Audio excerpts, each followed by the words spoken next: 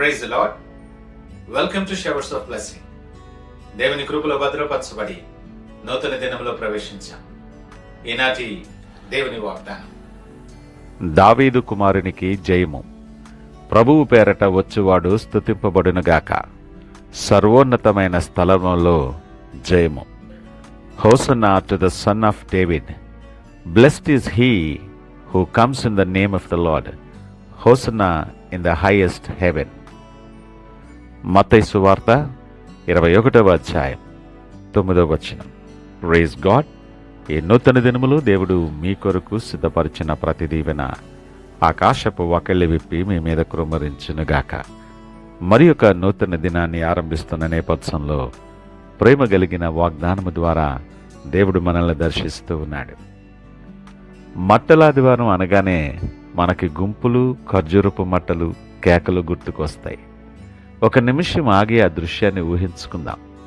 యెరూషలేము వీధుల్లో ఒక గాడిద పిల్ల నడుస్తోంది. దానిమీద లోకరక్షకుడు కూర్చుని ఉన్నాడు.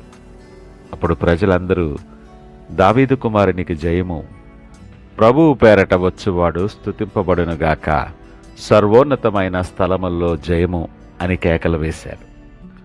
ప్రియ దేవుని జనాంగమా, ఆనాడు కేకలు వేసిన వేలాది మందిలో ఎంతమంది ఆ రాజు వెంట సిల్లువరకు వెళ్ళారో, ఎంతమంది ఆయనను తమ హృదయాలకు రాజుగా చేసుకున్నారో. ఈ ఉదయకాల ధ్యానం నీ ఆరాధనలోని యథార్థతను పరీక్షించబోతుంది. నిన్ను దేవుని పాదాల చెంత మోకరించేలాగా ప్రేరేపించబోతుంది.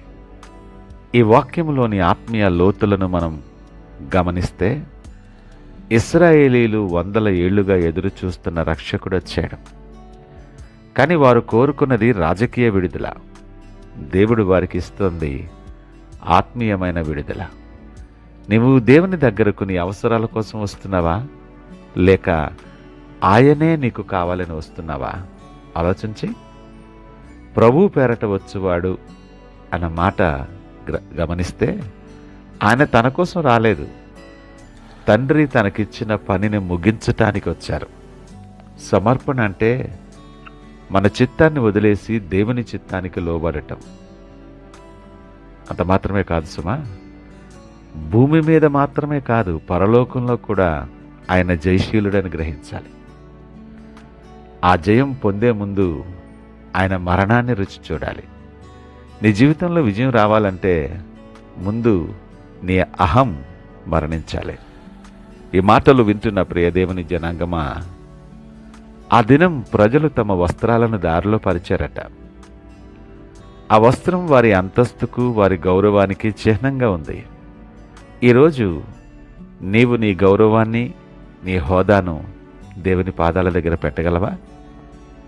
నీవు దేవుని కొరకు కేటాయించాల్సినటువంటి ఆత్మీయ సమయాన్ని లోకపు మెప్పు కోసం బలిచిస్తున్నావేమో, పెదవులతో మాత్రమే జయమని అంటున్నావేమో. ఆలోచన చేసుకో, ఆత్మ విమర్శ చేసుకో. పశ్చాత్తాపం అంటే అలంకారమైన భక్తిని విడిచిపెట్టేయటం. మట్టలు ఊపటం సులభమే, కానీ ఆయనతో కలిసి సిలువ మోయటం కష్టం. నీవు అద్భుతాల కోసం ఆయన వెంబడిస్తున్నావా, లేక నిజంగా ఆరాధన కోసం వెంబడిస్తున్నావా? ఈ శ్రమల వారంలో ఒకసారి ఆగి నువ్వు ఆలోచన చేయి. నీ హృదయం ఒక సంతలా ఉందా, లేదా దేవుడు నివసించే ఆలయంలాగా ఉన్నదా?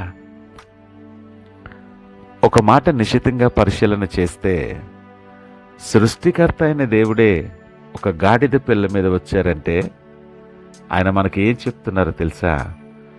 గర్వం ఉన్న చోట దేవుడు ఉండలేడు.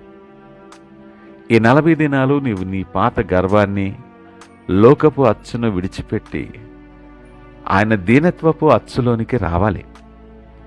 ఎప్పుడైతే నీవు ప్రభువా నా దగ్గర ఏం లేదు, అంతా నీవే అని అంటావో, అప్పుడే నీవు నూతనపరచబడతావు.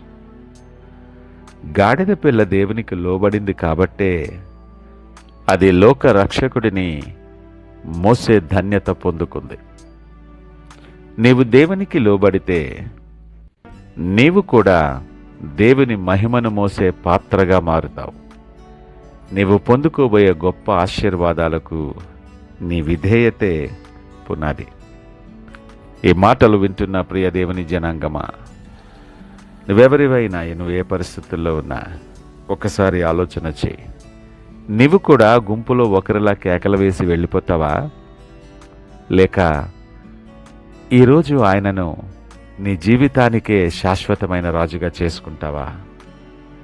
ప్రభువా, ఇదిగో నా జీవితం, ఇదిగో నా గర్వం, ఇవిగో నా తలంపులు, వీటన్నిటినీ నీ పాదాల దగ్గర పరుస్తున్నాను, నీవు నన్ను వాడుకో అని ఎవరు అడగగలుగుతారో వారి హృదయాల్లోనికి ఈ దినమే, ఈ క్షణమే ఆ శాంతిరాజు ప్రవేశిస్తాడు. నీ గతాన్ని ఆయనకు అప్పగించు, నీ భవిష్యత్తును ఆయన సరిచేస్తాడు. ఇప్పుడే మోకరిల్లి దావీదు కుమారునికి జయము, నా జీవితములో నీకే జయము అని ప్రకటించగలవా? ప్రియదేవుని జనాంగమా, మట్టలు వాడిపోవచ్చు, కేకలు ఆగిపోవచ్చు, కానీ దేవునికి నీవు చేసే సమర్పణ నిరంతరము నిలుస్తుంది. ఆయన నీ రాజుగా ఉంటే నీవు దేనికి భయపడక్కర్లేదు. దేవుడు నీతో మాట్లాడుతుంటుండగా ఆయన వైపు చూస్తూ సంపూర్ణ సమర్పణతో ఈ నూతన దినాన్ని ప్రార్థనతో ఆరంభిద్దామా? ప్రార్థించుకుందాం. మహోన్నతుడు, నమ్మకమైన మా యేసయ్య, స్తోత్రాలు. ఈ ఉదయకాల సమయం మాతో మీరు మాట్లాడినందుకు మీకు వందనాలు. ఈ మట్టల ఆదివారం కేవలం ఒక ఆచారంగా మిగిలిపోకుండా మా హృదయాలను నీకు సంపూర్ణంగా సమర్పించుకునే కృప మాకు అనుగ్రహించండి దేవా. మాలోని గర్వాన్ని తీసివేసి మీ దీనత్వాన్ని మా జీవితాల్లో మాకు ప్రసాదించమని ప్రార్థన చేస్తున్నాం. మా జీవితాల ద్వారా నీకు నిరంతర జయము కలుగునుగాక. ఈ శ్రమల వారంలో నీ సిలువను వెంబడించే ధైర్యాన్ని మాకు అనుగ్రహించమని, నీవు సిద్ధపరిచిన ప్రతి దీవెన ఆకాశపు వాకిళ్ళు విప్పి మా మీద కృంభరించి మీకు సాక్షులుగా అనేక మందికి దీవెనకరముగా నిలవబెట్టి మీరే మహిమ, ఘనత, ప్రభావాలు పొందుకోమని యేసు పరిశుద్ధ నామమున అడుగుచున్నాం తండ్రి. ఆమేన్. God bless you.